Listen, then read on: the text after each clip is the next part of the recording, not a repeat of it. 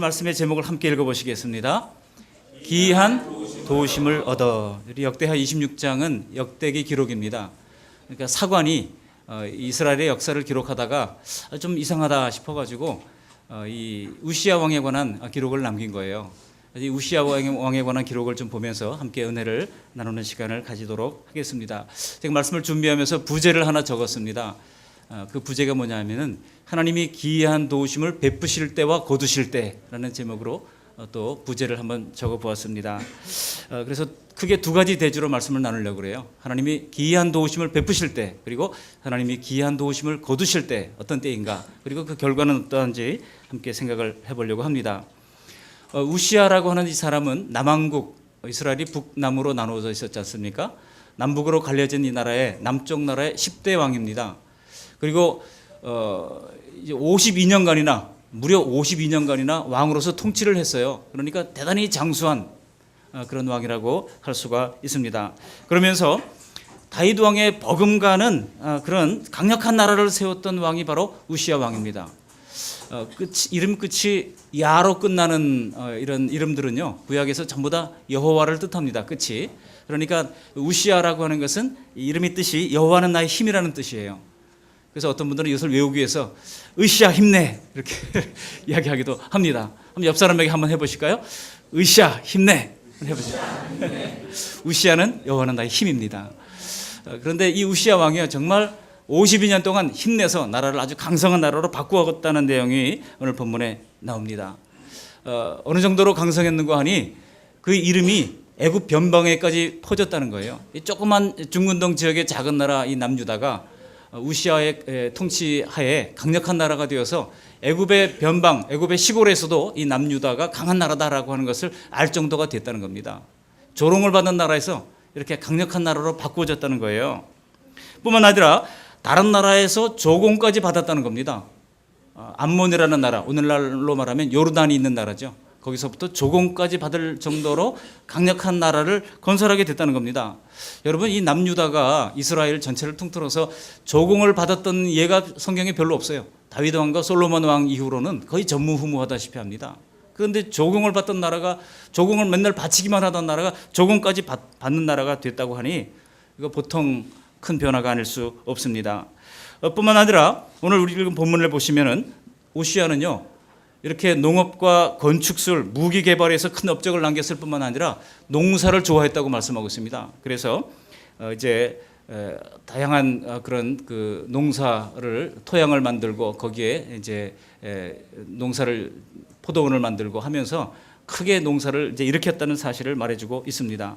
그런데 그 모든 일들이 우시야가 지혜로워서가 아니라 이 역사가는 기록하기를 하나님이 그를 도우셨기 때문이라고 기록하고 있는 겁니다. 실제로 26장 5절을 보시면은요, 하나님이 형통하게 하셨다라 그랬어요. 우시야의 형통함이 우시야의 지혜에서 나온 것이 아니고 하나님이 형통하게 하셨다는 겁니다. 그리고 7절에도 보면은 하나님이 그를 도우사라고 이야기를 하고 있습니다. 그리고 오늘 우리가 읽은 마지막 부분 15절에 보면 돕는데 보통 도움이 아니죠. 기이한 도우심을 입어 강성하여짐이었더라. NIV 영어 성경에 보니까 He was greatly helped 이렇게 되어 있어요. 그러니까 큰 도움을 받았다는, 아주 위대한 도움을 받았다는 거예요. 그가 스스로 자신을 도와서 이 나라를 강성하게 했던 것이 아니라 하나님의 기이한 도우심을 받았다는 겁니다. 그리고 13절을 보시면은요, 이 우시야 왕을 도와서 적을 치는 막강한 용사들이 무려 30만 7,500명까지 있었다는 것입니다. 36만 7,500명. 여러분, 그러니까 하나님도 돕고 사람도 그를 도왔다는 거예요. 여러분, 이런 사람 뭐가 두렵겠습니까? 세상에서 가장 강력한 그런 사람들 아니겠습니까? 하나님도 돕고 사람도 돕는다 그러면 무조건 성공 아니겠습니까? 저와 여러분들이 그런 사람들 다 되시기를 주님의 이름으로 축원합니다.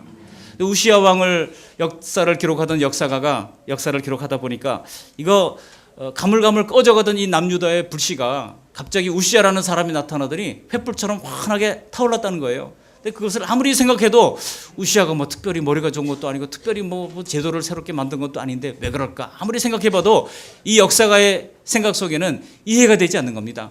그리고 그가 나중에 기록을 남기기를 하나님이 도우셔서 그렇게 됐구나. 하나님이 도왔다라고 기록을 했다는 겁니다. 왜 그러냐면요, 이 우시야 왕의 아버지가 아마시아라는 왕이 있습니다. 이 아마시아, 여호와는 강하시다라고 하는 그 뜻을, 이름의 뜻을 가지고 있는 이 아마시아 왕 때에는 남유다가 북이스라엘의 침략을 받았어요.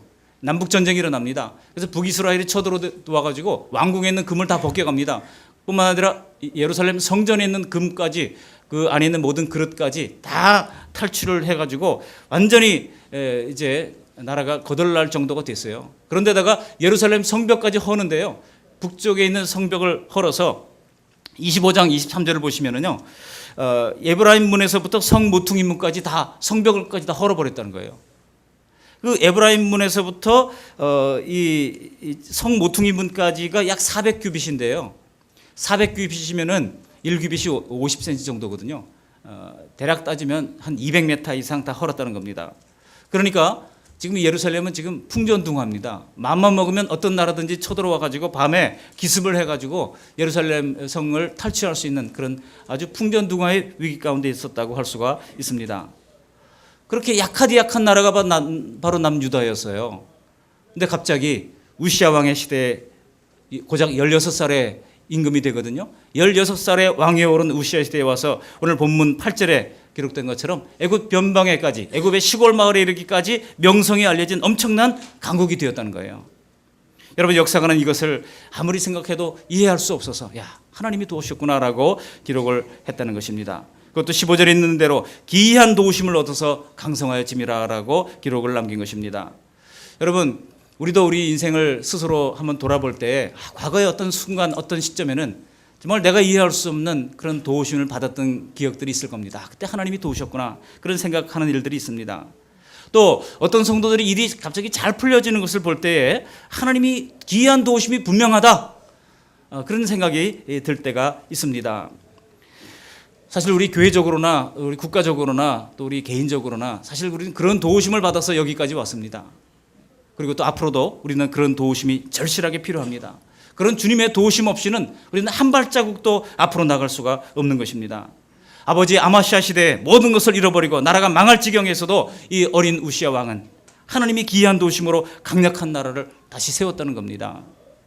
여러분, 지금 우리를 도와줄 사람이 없고, 지금 나에게는 땅도 없고, 나에게는 집도 없고, 통장에 잔고도 없다고 여러분, 우리가 낙심하지 마시기를 바랍니다. 그런 환경 가운데서라도 우리가 주님만을 굳게 붙든다고 하면 문제될 것이 없는 줄로 믿습니다. 하나님이 도와주시면 됩니다. 지금 나라가 이렇게 어려워도 하나님이 도와주시면 됩니다. 청년들 앞날과 미래가 우리가 불안해도 하나님이 도와주시면 되는 줄 믿습니다.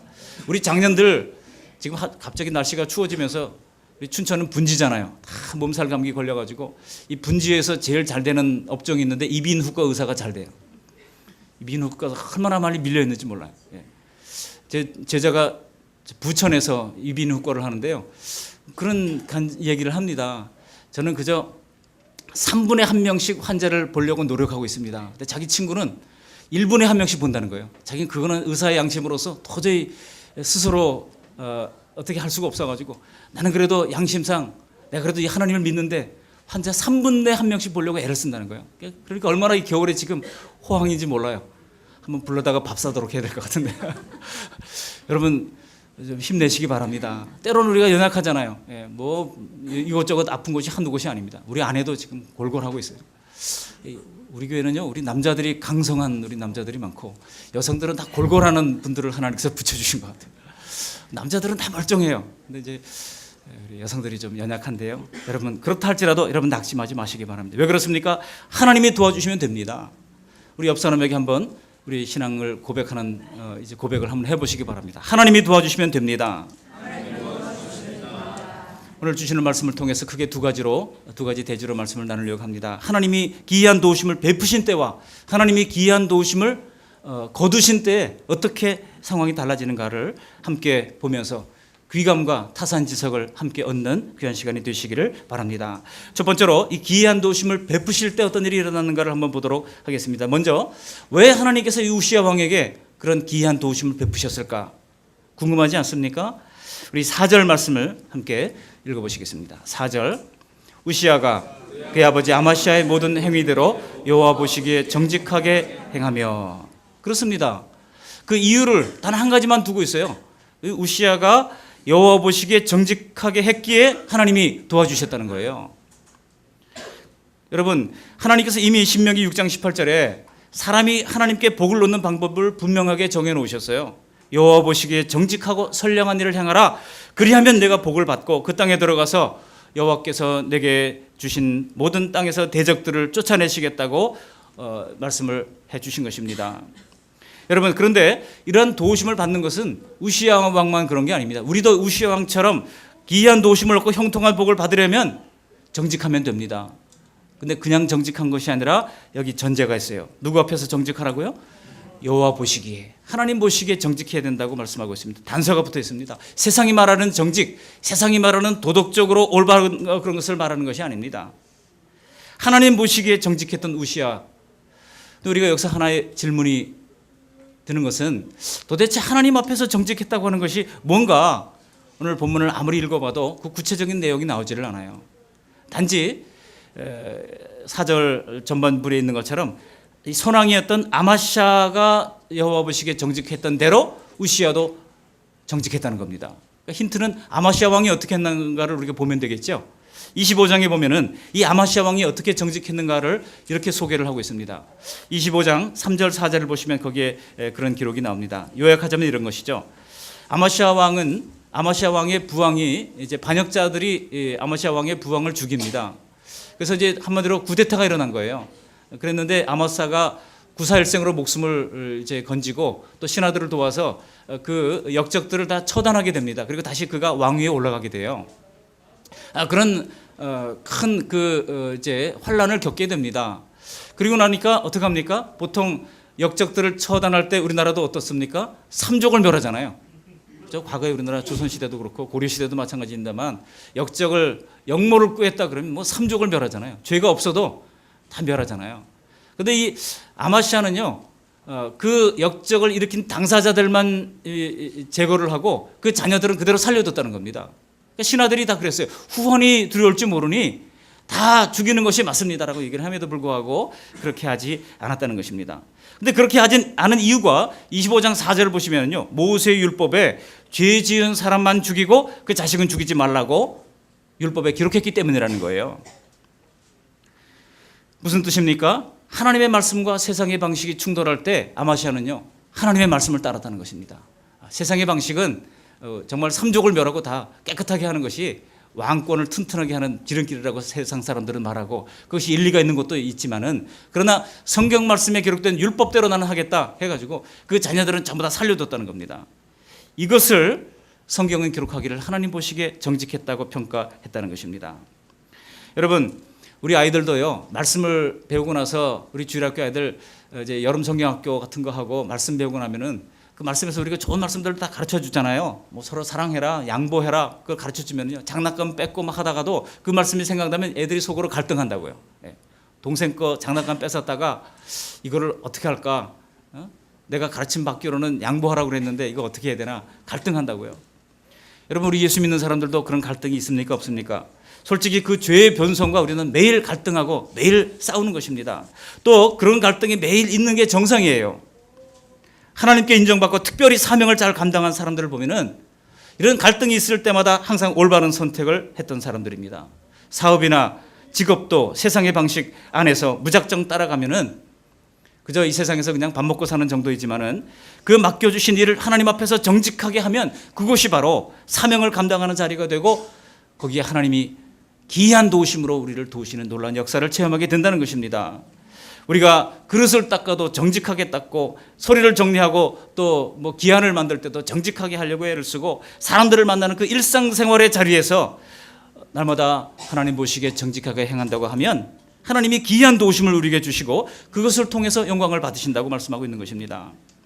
그러니까 하나님의 말씀을 아는 것과 하나님 보시기에 정직하게 사는 것은 결코 분리된 것이 아닙니다. 하나님 보시기에 정직하게 사는 것은 행동으로 나타나야 하는 것입니다. 결국 그렇게 살지 못할 때 하나님의 도우심을 받지 못한다고 하는 사실을 알 수가 있는 것입니다. 그런데 여기서 하나 흥미로운 사실이 있습니다. 우리 26장 5절 말씀을 다 같이 함께 읽어보시겠습니다. 우리 읽지는 않았습니다만 5절 말씀을 함께 읽어보십니다. 하나님의 묵시를 밝게 하는 스가랴가 사는 날에 하나님을 찾았고 그가 여호와를 찾을 동안에는 하나님이 형통하게 하셨더라. 무슨 얘기입니까? 스가랴라고 하는 선지자가 있어서 이 우시아에게 하나님의 말씀을 계속 가르치는 동안에는 그가 하나님의 말씀을 따라서 하나님을 찾고 형통하게 하나님께서 만들어 주셨다는 거예요. 또 우시아 왕의 곁에는 항상 말씀을 가르치는 사람이 있었습니다. 말씀의 지도를 받는 그런 사람이 있었다는 얘기입니다.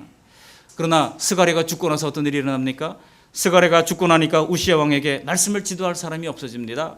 그는 더 이상 하나님을 찾지 않게 됩니다. 보십시오. 우리 안에 묵은 죄성은요, 우리 마음 깊은 곳에 숨어 있다가 기회만 되면 하나님을 벗어나도록 우리를 미혹하는 겁니다. 그동안 내가 과거 10년 동안 신앙생활 열심히 했으니 이제 좀 쉬어도 되겠지? 자꾸 우리 속에 그런 미혹을 이제 심어주는 겁니다. 그저 성수주일 안 해도 괜찮겠지?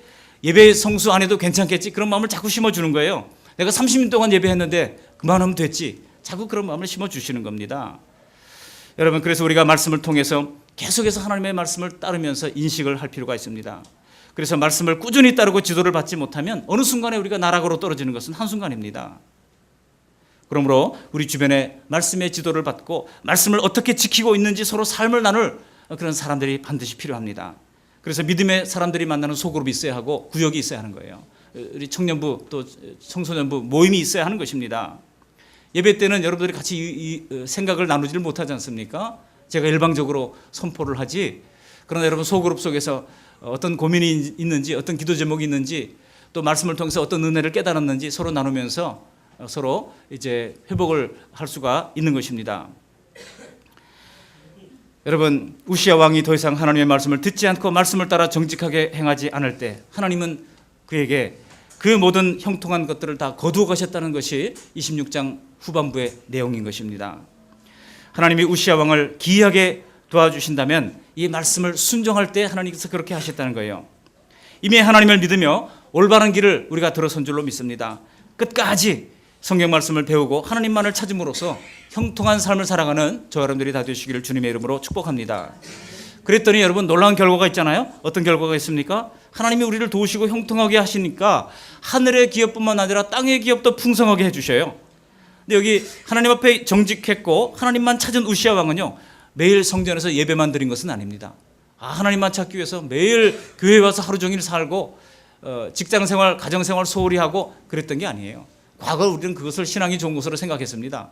여러분, 주일날 거룩하게 하나님 앞에 승리의 보고를 드리며 예배를 드렸다면 일상생활 속에서 우리 예수 믿는 사람으로 소금이 되고 빛이 되도록 세상 속에 들어가야 하는 것입니다. 여러분, 간혹 믿음이 좋다고 하시는 분들 가운데 하나님을 전적으로 섬기고 믿음이 좋아지면은 세상에서의 성공과 세상에서의 일과는 상관이 없다고 생각하는 분들이 있는데 오늘 우시아 왕을 보니까 그렇지 않잖아요. 우시아 왕은 하나님도 잘 섬겼을 뿐만 아니라 세상에서도 성공적으로 일을 했어요. 뿐만 아니라 하나님께서는 그가 취미생활까지 잘할 수 있도록 도와주시는 것을 볼 수가 있습니다. 세상에서 점점 자기의 기업도 확장하고 재산도 늘려가고 지도력을 발휘하게 되는 것입니다. 우리가 먼저 신실하게 하나님 앞에 나아갔을 때, 먼저 그의 나라와 그의 의를 구하면 이 모든 것을 나중에 더하시는 홈플러스의 역사를 하나님께서 허락해 주시는 줄 믿습니다. 오늘 본문 말씀의 순서를 보면은요, 4절 5절 보시면 먼저 우시아 왕이 열심히 말씀을 따랐습니다. 그리고 그것을 행했습니다. 그랬더니 하나님의 복이 따라왔다는 거예요. 그러니까 말씀과 행함과 형통, 이 세 가지가 아주 연결고리처럼 잘 이어지는 것을 볼 수가 있습니다. 한번 따라 하시겠습니다. 말씀, 행함, 형통.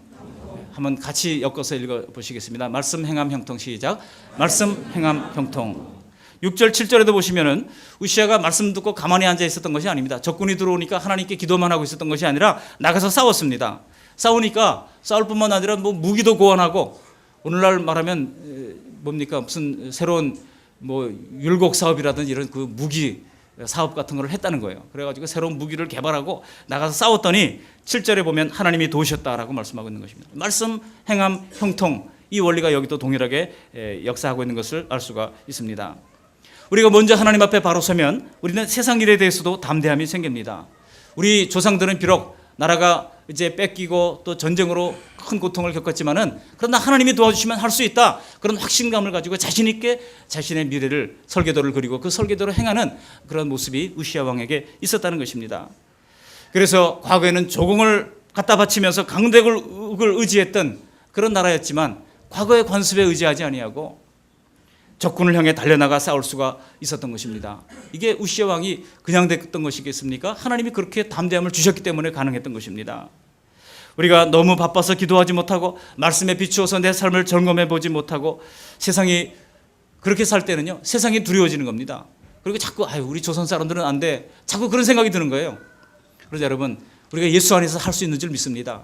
능력 주시는 자 안에서 모든 것을 할 수 있는 줄 믿습니다. 설계도를 잘 그리고 그림을 잘 그리십시오. 인생의 미래를 잘 그리시길 바랍니다. 그리고 하나님의 도우심을 기대하면서 그 일을 향해서 담대히 걸어나가면 어느 순간에 마침내 내가 원하던 그 정점에 서 있게 되는 자신을 발견하게 될 줄로 믿습니다. 분명히 기억하시기 바랍니다. 믿음에 바로 서면 지금보다 더 세상 일도 최상의 능력으로 잘 감당하게 될 줄로 믿습니다. 그러나 아무리 세상을 살아갈 모든 조건을 우리가 다 갖추고 준비했다 하더라도 결코 그대로 되는 것이 아닙니다. 궁극적으로 하나님이 손을 들어주셔야 이기는 것입니다. 하나님이 손을 들어주셔야 합니다. 말씀, 행함, 형통의 원리는 여기서도 동일한 거예요. 사무엘상 2장 7절에 하나님께서 사무엘을 통해서 이미 말씀하지 않았습니까? 여호와는 가난하게도 하시고 부하게도 하시며 낮추기도 하시고 높이기도 하시는도다 그랬어요. 빈부귀천 생사호복이 다 하나님의 손에 달려 있습니다. 저는요, 믿음 안에서 정직하게 행하면서 최선을 다하는 성도들이 때로는 잠시 넘어지고 고난을 당하는 때가 있지만은 결과적으로 인생에서 낙오자가 되고 또 결과적으로 빈곤으로 쩔쩔매고 사방이 악재로 기가 죽어 사는 모습을 사실 별로 보지 못했습니다. 이것은요, 하나님을 신실하게 믿는 자들에게 주시는 하나님의 약속의 말씀이에요. 오늘 본문에서 우시아 왕은 하나님을 믿는 담대함으로 국가적 경쟁력을 키웠습니다. 군사력을 강성하게 키웠습니다. 성읍을 건설했습니다. 그러다 보니까 나중에 주변 나라들조차 두려움을 느껴가지고 조공까지 바칠 정도로 그런 왕으로서의 역할을 제대로 해냈습니다. 그뿐만이 아닙니다. 자기 재산도 늘리고 좋아하는 취미생활까지도 했다는 거예요. 저기 10절 말씀을 통해서 참 은혜를 받았는데요. 우리 10절 말씀을 함께 읽어보십니다. 26장 10절. 또 광야에 망대를 세우고 물웅덩이를 많이 파고 고원과 평지에 가축을 많이 길렀으며 또 여러 산과 좋은 밭에 농부와 포도원을 다스리는 자들을 두었으니 농사를 좋아함이었더라. 그 마지막에 뭐라고 그랬어요? 농사를 좋아함이었더라. 그러니까 우시아 왕의 취미 생활이 농사였다는 거예요. 근데 뭐 왕이 농사를 짓는데 왕이 직접 김 메고 하겠습니까? 김 메거라. 그럼 왕은 농사하기도 참 쉬울 것 같아요, 그죠? 김 메거라. 그러면 딱 가면 그 다음 날 가면 김이 쫙 맺어 있고 퇴비를 주거라. 그러면 또 딱 돼 있고 얼마나 신날까 그런 생각을 해봅니다. 근데 여기서 중요한 것은요, 하나님께서는 우리가 세상을 살아갈 때 우리의 즐거움을 뺏는 분이 아닙니다. 어떤 분들은 하나님 그럼 갑자기 우리가 즐겁게 뭔가를 하다가 갑자기 버쩍 얼으면서 즐거움을 싹 뺏어가는 분으로 생각하는 사람들이 있습니다. 아닙니다. 우리가 적극적으로 하나님을 향해 마음을 열고 따른다면 그 다음은 하나님께서 우리에게 일반 은총으로 맡겨주시는 거예요. 그래서 그것이 죄가 아닌 이상 하나님은 기쁘게 그것을 채워주시고 우리에게 공급해 주시는 것입니다. 간혹 사람들 중에는요, 다른 사람들이 좋아하는 꼴을 못 보는 사람들이 있어요. 좋아하면 좀 어떻습니까? 우리 성도들 간에 서로 마음을 열고 상대방이 잘 되는 것을 우리가 칭찬해주고 박수를 해줘야죠. 근데 그 시기심 때문에 좋아하는 꼴을 못 보고 배가 아파하는 그런 사람들이 있습니다. 근데 우리 그 말씀 교회 성도님들은 그런 사람 한 사람도 없을 줄 믿습니다. 옆 사람에게 한번 이렇게 말씀해 보시기 바랍니다. 당신이 잘 되기를 바랍니다. 우리 하나님은요, 우리가 잘 되기를 원하셔요. 그래서 우리가 즐거워하는 것을 주님께서 뺏어가는 분이 아니십니다. 우리가 세상 만물을 바라보면서 뭐 여행도 다니십시오. 그리고 또 즐거워하는 그 스포츠도 하십시오. 그러면서 그 속에서 여러분 즐거워할 때 하나님 뺏는 분이 아니라고요. 우리에게 그것들을 허락하시는 분이십니다. 근데 중요한 것은 무엇입니까? 우선순위가 어디 있느냐는 거예요. 우선순위가 하나님께 있다면 나머지 것들은 다 주님께서 우리에게 일반 은총으로 맡겨주시는 것입니다. 내 입을 크게 열라 내가 채우리라. 주님께서 예레미야를 통해서 말씀해 주지 않았습니까? 그런데 내 백성이 내 소리를 듣지 않고 나를 원하지 않았다고 주님께서 책망하시는 겁니다. 여기서도 말씀, 행함, 형통의 원리가 동일하게 반복되고 있습니다. 근데 왜 하나님이 유독 우시아 왕만을 그렇게 기이하게 도우셨을까요? 그것은요, 제가 찾아보니까 우시아가 하나님만 찾았기 때문에 그래요. 제가 이 이스라엘 여러 왕들을 다 이렇게 하나하나 비교를 해보니까요, 이 왕들이 하나님을 안 찾은 적이 한 번도 없었어요. 다 하나님을 찾는 사람들이었어요. 근데 문제는 하나님도 찾고 우상도 찾고 그랬어요. 하나님도 찾고 우상도 찾고 또 때로는 뭐 애굽 나라의 원조를 구하기도 하고 이랬다는 겁니다. 하나님께서는 그것을 싫어하십니다. 그런 혼합주의를 하나님이 싫어하십니다. 하나님은 오직 하나님만 찾기를 원하십니다. 하나님은 질투하는 하나님이라고 우리에게 말씀하십니다. 우리가 우시아 왕이 하나님만 찾았더니 기이한 도우심을 베푸셨다는 사실을 기억하시기를 바랍니다. 하나님께만 소망을 두고 하나님께만 관심을 두고 하나님께 엎드렸더니 하나님께서는 기이한 도우심으로 함께 하시고 그 앞날과 미래를 환하게 열어주셨다는 것입니다. 문제는 무엇입니까? 우리가 하나님만을 유일한 도우심으로 여기지 않는데 문제가 있습니다. 이것도 저것도 어떻게 될지 모르니까 이것도 찾아보고 저것도 찾아보자, 그런 생각을 가지는 것을 하나님께서는 가장 싫어하신다고요. 얄팍한 내 지식을 믿고 그리 많지도 않은 내 재산을 믿고 또 알량한 내 경험을 믿고 그렇게 의지하는 것보다 오직 하나님만, 하나님의 그 은혜만을 우리가 신뢰하고 의지하며 나갈 때 하나님께서는요 기이한 도우심으로 우리를 도우시고 이제 더 안전한 길, 더 강성한 길, 더 형통한 길로 이끌어 주시는 것입니다. 그러니까 여러분, 인생을 홀로 분투하기보다는, 그 분투하면서 뛰어가는 것보다는 만왕의 왕 되신 예수님께 기대해서 한 걸음씩 한 걸음씩 걷는 것이 더 안전한 길이요 더 빨리 가는 길인 줄 믿습니다. 저는 우리 교회에서 우리 자라나는 주일학교 아이들 예배 시간에 같은 시간에 들으니까 좀 예배 시간 시작하기 전에 시끄럽잖아요. 저 여기 찬양대 뒤에는 아마 시끄럽게 좀 느껴질 것 같은데 저는 그래도 얼마나 좋은지 몰라요. 아이들이 기도하는 걸 가끔 그 거울 너머로 볼 때가 있어요. 근데 그 기도하는데 두 눈을 질끈 감고 기도하고 두 손을 팍 붙잡고 기도하는데 야, 하나님이 어떻게 안 도와주시겠나 그런 생각이 막 드는 거예요. 안 그렇습니까? 그런데 여러분, 이 어린이들을 지도할 우리 교사들이 지금 부족합니다. 청소년들을 지도할 교사들이 부족합니다. 청년들을 지도할 교사들이 부족합니다. 일의 헌신자들이 좀 많이 나왔으면 좋겠어요. 우리 교회 젊은 세대들이 믿음에 바로 세워지고 하나님의 말씀을 배우고 올바르게 행함으로 교회와 하나님 나라를 확장하면서 이 땅의 기업도 풍성하게 일구어가는 복된 생애를 체험하게 되고 간증하게 되는 역사가 일어나게 되시기를 주님의 이름으로 축원합니다. 이렇게 하나님께서 기이한 도우심을 베푸실 때는 이런 일들이 일어났어요. 이제 그러나 안타깝게도 반면에 하나님께서 기이한 도우심을 거두실 때 어떤 일이 일어나는가 26장 하반부를 보면서 함께 생각을 나누려고 합니다. 아쉽게도 16절부터는요 우시야 왕의 몰락에 대한 이야기가 나옵니다. 왜 하나님께서 그에게 베푸셨던 그 수많은 기이한 이 도우심을 거두셨을까요? 한마디로 그것은 그가 강성해지고 나니까 교만해졌기 때문입니다. 처음에는 이게 하나님께서 도우신 것이지 내가 잘나서 된 것이 아니야 그렇게 인정했을지 몰라요. 그렇지만은 결국 사람들은요 조금 시간이 지나다 보면 이게 자기 잘난 것으로 생각하기 쉽다는 것입니다. 그래서 뭔가 안 될 때보다 잘 될 때가 성도들에게 훨씬 더 위기인 경우가 많습니다. 여러분, 왜 하나님께서 우리에게 모든 일에 거침없이 잘 되기만 하지 않는지 아시겠죠? 저도 성도님들의 가정의 기도 제목들을 새벽마다 기도하면서 잘 되기를 기도합니다. 잘 되기를 기도함에도 불구하고 안 되는 일이 일어날 때 저도 참 답답하고 애가 탑니다. 하지만 제가 깨달은 것은요 하나님이 받으신 자녀는 하나님이 알아서 기르신다는 겁니다. 인내가 필요하면 하나님께서 그를 광야 학교에 넣으십니다. 또 겸손이 필요하면 병상에 눕히십니다. 또 거룩이 필요하시면 세상 재미를 거두십니다.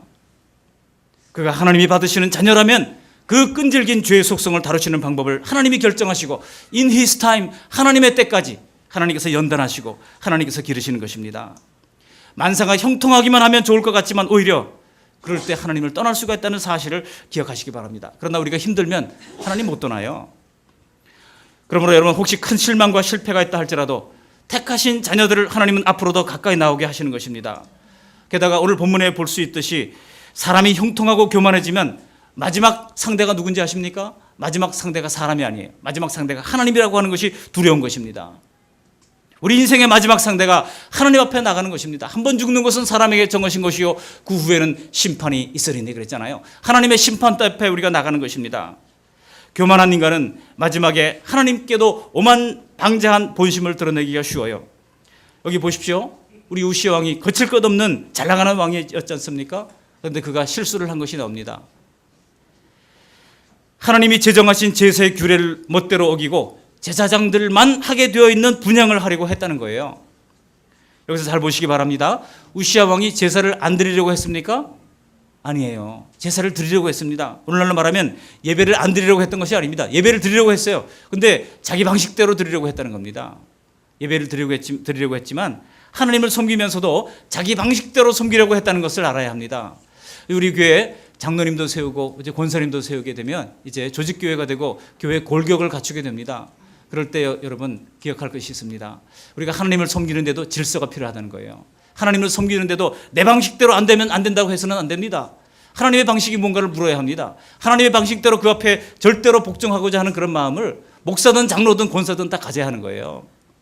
내 방식대로 옳다고 이러면 해서는 안 됩니다. 그럴 때 우리가 공동체가 깨어지는 수많은 아픔들을 겪게 되는 것입니다.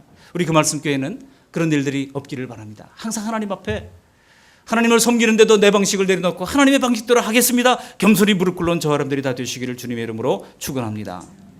가끔 여러 가지 안 맞아서 교회를 떠나는 분들도 있어요. 교회를 떠나는 것도 문제지만은 이렇게 교회 안에서 하나님의 말씀을 무시하고 자기 경험과 자기 생각대로 믿는 것도 더 문제입니다. 이렇게 우시야 왕이 하나님의 묵시를 두려운 마음으로 겸손히 따르지 않은 결과 어떻게 됐습니까?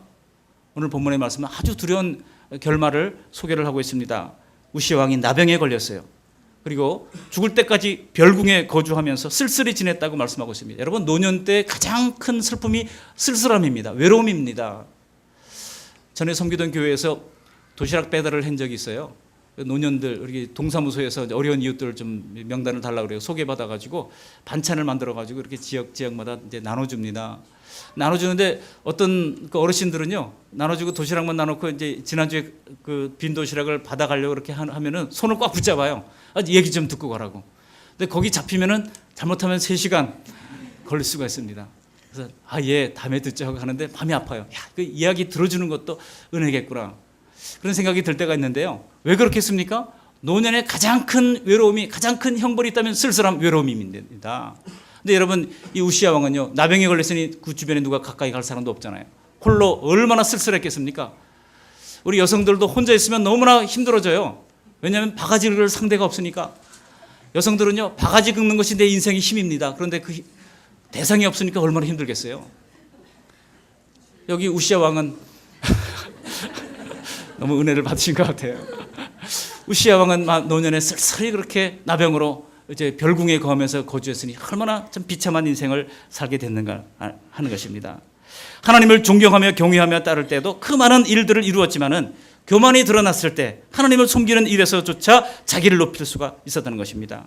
그래서 결국은 아무것도 할 수 없는 폐인이 되고 말았다는 것을 우리가 경각심을 가져야 하는 것입니다. 사랑하는 성도 여러분, 과거에 아무리 눈부신 성공을 했다 한들 뭐하겠습니까? 우시야 왕은 다시는 성전에 들어오지 못하고 별궁에서 처량한 죽음을 맞았습니다. 말씀을 마칩니다. 역대기를 보시면 수많은 왕들의 업적을 소개를 하고 있는데요. 그 왕들의 업적을 비교하는 잣대가 있습니다. 그 잣대가 뭔지 아십니까? 바로 다윗 왕과 같이 했냐 안 했냐, 그렇게 비교를 해요. 다윗 왕과 같이 하나님을 경외하며 섬겼더라. 또 다윗 왕과 같이 하나님을 경외하며 섬기지 아니하고, 이렇게 다윗 왕으로 다 비교를 하고 있다는 거예요. 왜 역대기를 기록한 역사가가 모든 왕들을 그렇게 철저하게 다윗 왕의 잣대에 비추어서 평가하고 있는 것일까요? 그것은 다윗 왕은요, 장차 다윗의 후손으로 오실 메시아에 대한 소망을 말해주고 있기 때문입니다. 그래서 조금 다윗 왕과 비슷한 사람이 나오면 사람들이 기대를 가졌어요. 저분이 혹시 메시아가 아닐까? 그러나 그 모든 메시아에 대한 기대는 다 실망으로 끝나버리고 말았습니다. 지금 우리가 대통령에 대한 실망감에, 백성들이 분노감에 지금 떨고 있잖아요. 사람에 대한 기대는요, 다 누가 대통령이 되든지 마찬가지일 거예요. 다 실망하게 될 수밖에 없을 것입니다. 그 결말은 실망이요 좌절입니다. 누가 되든지 상관없어요. 근데 여러분, 이스라엘의 모든 왕들은 결과적으로 이렇게 인간의 약점을 가진 사람에 불과하다는 사실을 보여주었습니다. 그러나 끝까지 하나님이 보내주신 완전한 메시아를 주님께서 이제 예비해 주셨기 때문에 그들은 기다리고 또 기다렸던 것입니다. 그러다가 마침내 오신 그 다윗의 후손이 바로 예수 그리스도이신 것입니다. 지금 우리는 대강절을 보내고 있습니다. 주님이 다시 오심을 다시 한번 기억하면서 거룩함과 또 간절한 소망과 기대감으로 이 대강절을 보낼 수 있기를 바랍니다. 신약시대 우리는 예수님을 믿음으로 영원히 뺏기지 않고 변하지 않는 더 나은 복을 보장받은 사람들입니다. 그리고 영혼이 잘 되듯 범서에 잘 되는 현실적인 복의 열매들로도 나타난다고 하는 것을 요한 3서 2절을 통해서 우리에게 가르쳐주고 있는 것입니다. 여러분, 예수님을 믿는데도 여전히 힘든 인생을 산다고 낙심하지 마시기 바랍니다. 주님을 향한 그 믿음이 진심이라면, 결국 우리는 하나님의 기이한 도우심을 받게 될 것입니다. 그렇게 하나님의 나라와 이 땅의 기업에서 모두가 형통하도록 말씀 안에서 바르게 행하고 하나님만을 찾는 우리 모두가 되시기를 주님의 이름으로 축원합니다. 아멘. 고마우신 하나님 감사를 드립니다. 우리가 하나님의 방법대로 행할 수 있게 하옵소서. 하나님의 기이한 도우심을 지속적으로 받아 누릴 수 있도록 은혜를 베풀어 주시기를 간절히 빌고나옵고, 그리하여 하나님께만 영광을 돌리는 복된 생애를 살 수 있도록 은총 베풀어 주시옵소서. 예수님의 이름으로 감사하며 기도드리옵나이다. 아멘.